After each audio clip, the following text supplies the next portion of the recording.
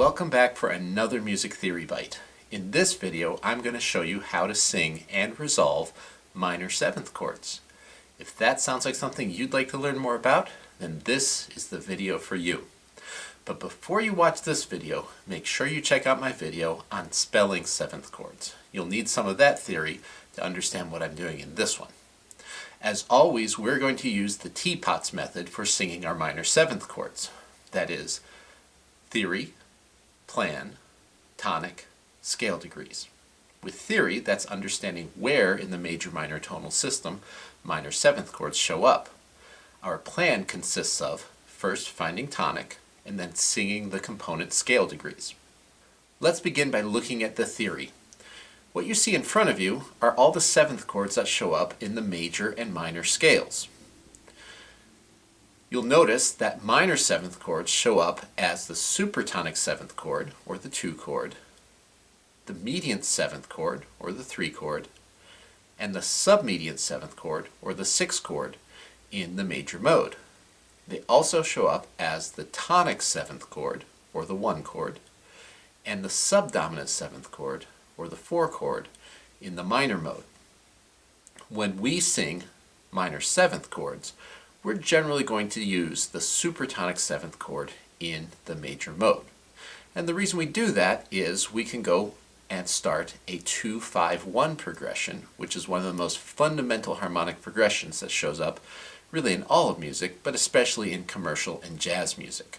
Learning how to navigate a basic 2-5-1 progression is an essential part of being a competent musician these days.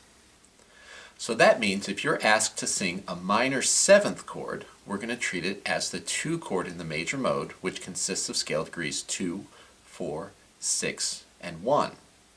As always, first step is to know the theory. The next step is to find tonic. So if I give myself a starting pitch of this, first thing I'm going to want to do is treat that as scale degree 2. 2, 1, and find tonic, just as I did there. If I need to, then I can set myself up in the key 1, 2, 1, 3, 2, 1, 4, 3, 1, 5, 3, 1, 6, 5, 3, 1, 7, 1, 7, 1, 7, 1, 5, 1. Now I feel like I'm comfortably in the key. I need scale degree 2, 2, 4, 4, 6, 6, and 1. 1, 2, 4, 6, 1. And that's a root position minor seventh chord.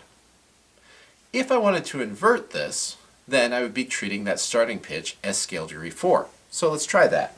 4, 3, 1. And then I could go through and sing all my scale degree patterns, or a simple chord progression, or even just a scale to find all the scale degrees and to orient myself in the key. Next, I'm going to want to pick off the scale degrees. 4, 6, 1, 2. And that's a minor seventh chord in first inversion. Again, I could invert it again, so that my bottom pitch, if this is a 2, 4, 3 or supertonic 4, 3 chord, a minor seventh chord in second inversion, I'll treat that starting pitch as scale degree 6. 6, 7, 1, using the alternate pattern because it's going to get too low if I go otherwise. 6, 1, 2, 4, and that's a minor seventh chord in second inversion. Might as well finish up the cycle. Let's do a minor seventh chord in third inversion. In this case, my chord would start on scale degree 1. So giving myself the starting pitch again, 1. If I need to, I can orient myself in the key, but I feel confident I know where tonic is. 1, 2, 4, 6. And I've sung a minor seventh chord in third inversion. So using that technique, we can sing any of the inversions of a minor seventh chord as long as we know the scale degrees. We can find tonic, and then we can sing those component scale degrees.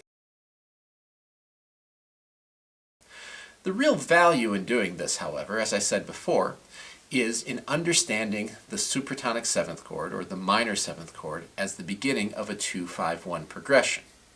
So if I were to do a little quick part writing of a standard 2-5-1 progression, I would see that from a root position supertonic chord, I have my root is scale degree 2, my third is scale degree 4, my fifth is scale degree 6, and my seventh is scale degree 1.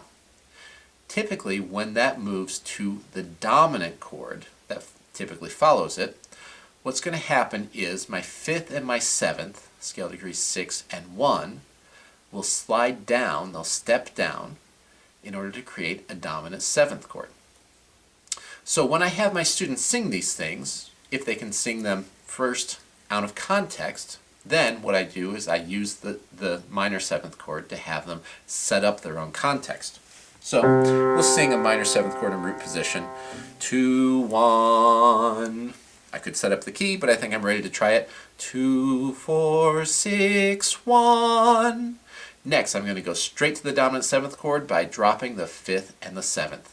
2, 4, 5, 7. I'm on a dominant seventh. I can resolve that. 1, 5, 3, 2, 1. So the entire thing sounds like 2, 4, 6, 1, 2, 4, 5, 7, 1, 5, 3, 2, 1. And it doesn't really matter what inversion I'm in, the same chord members are still going to step down to get me to the dominant. So let's try a 2, 4, 2, a minor seventh chord in third inversion. I'll treat that as scale degree 1. 1, 1, 2, 1, 3, 2, 1, 4, 3, 1. I'm in the key. 1, 2, 4, 6.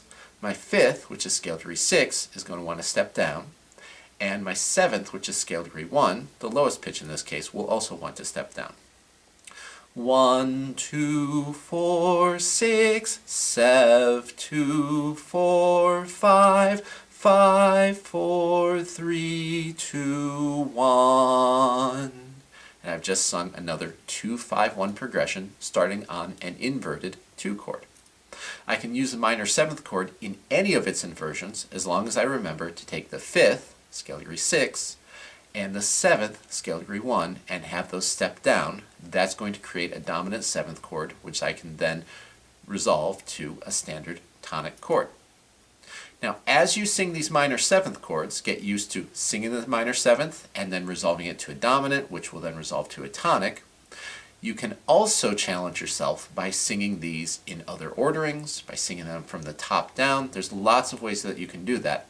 After you are comfortable singing them from the bottom up in all inversions, then start challenging yourself by trying to sing them in other directions, other inversions, other orderings. Well, that does it for this video. If you found it helpful, please make sure you like it.